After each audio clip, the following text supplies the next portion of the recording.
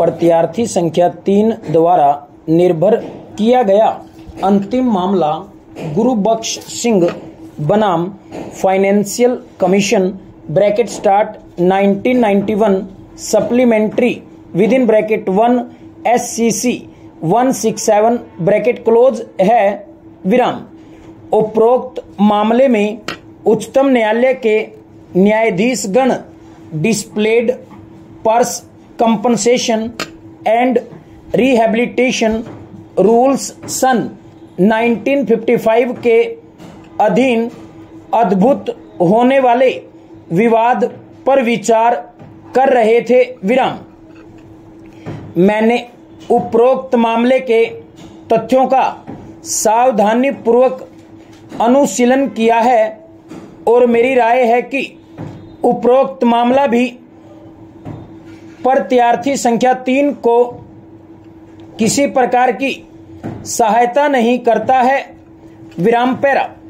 Civil न्यायालयों की अधिकारिता के विवर्जित करने के प्रश्न पर मैं उच्चतम न्यायालय द्वारा दुल्लाभाई बनाम मध्य प्रदेश राज्य bracket start AIR 1969 MSC 78 bracket close में दिए गए निर्णयों और अधिकथित विधि का निर्देशन करना चाहूंगा विराम।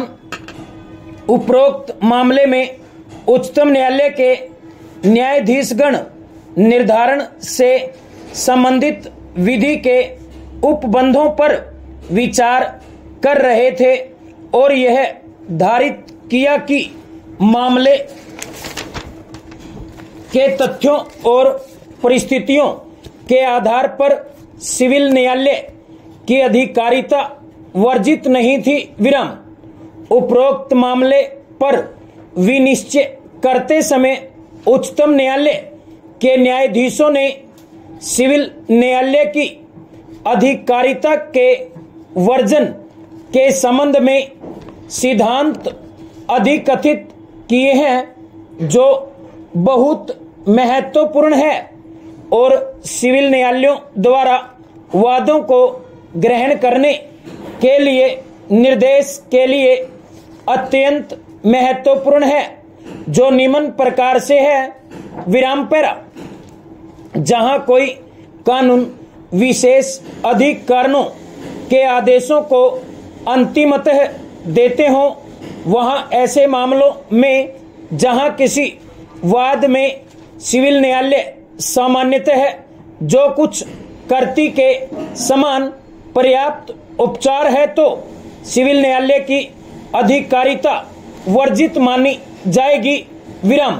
किंतु ऐसे उपबंध उन मामलों को वर्जित नहीं करते हैं जहां अधिनियम विशेष के उपबंधों का अनुपालन नहीं किया गया है या जहां कानूनी अधिकरण के न्यायिक प्रक्रिया के मूलभूत सिद्धांतों के अनुरूप कृत्य नहीं किया है विराम पैरा। जहां न्यायालय की अधिकारिता पर विवक्षित रोक हो वहां उपबंधित उपचारों की पर्याप्तता पता लगाने के लिए अधिनियम विशेष की योजना का परीक्षण सुसंगत हो सकता है किंतु वह सिविल न्यायालय की अधिकारिता का विनिश्चय करने के लिए निर्णायक नहीं हो सकता विराम। जहां उपचारों की जांच करने के लिए कोई विवक्षित वजन नहीं है वहां किसी विशिष्ट अधिनियम की योजना में आशय का पता लगाने के लिए उसका पता लगाना आवश्यक है और जांच का परिणाम निर्णायक हो सकता है।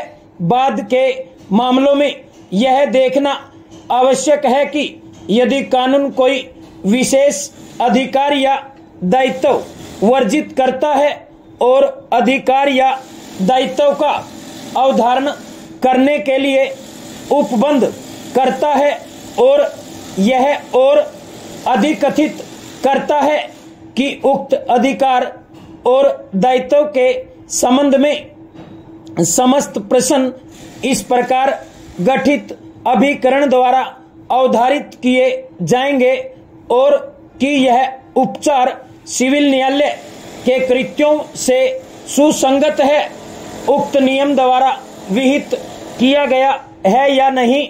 विराम पैरा। अधिनियम विशेष के उपबंधों को अधिकारित के रूप में चुनौती को उक्त अधिनियम के अधीन गठित अधिकरण के समक्ष नहीं लाया जा सकता है। विराम। उच्च न्यायालय भी अभिकरणों के विनिश्चयों से अद्भुत पुनर्निरीक्षण या निर्देशों पर विचार नहीं कर सकता है। विराम पैरा।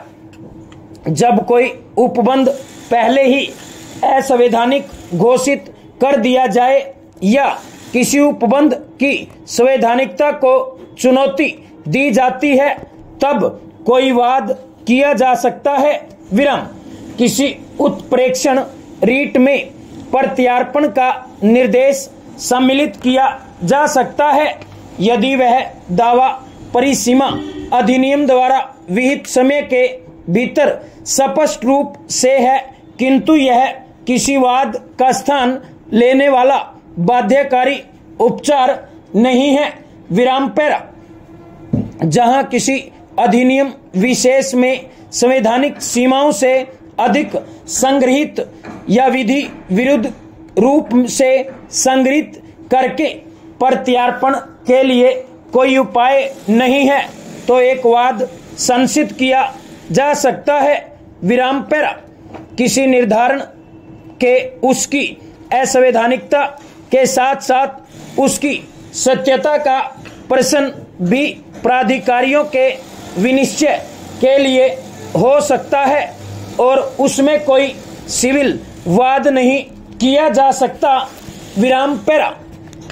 यदि प्राधिकारियों के आदेश अंतिम घोषित किए जाते हैं या किसी अधिनियम विशेष में उसके लिए विवक्षित निषेध है, दोनों ही मामलों में अधिनियम विशेष की योजना की जांच की जानी चाहिए क्योंकि यह एक सुसंगत जांच है। विराम पैरा।